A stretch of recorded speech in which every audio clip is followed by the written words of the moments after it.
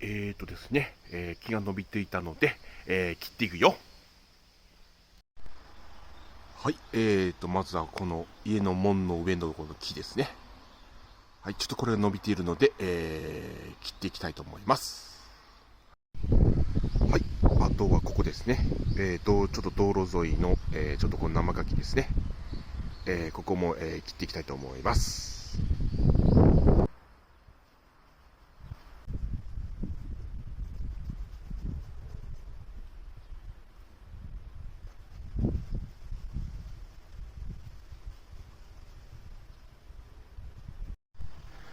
はい、切れる範囲を切りました。これが、切った後ですね。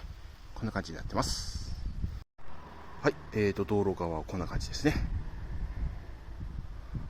はい、こんな感じで切りました。これで終わりだぜ。見てくれよな。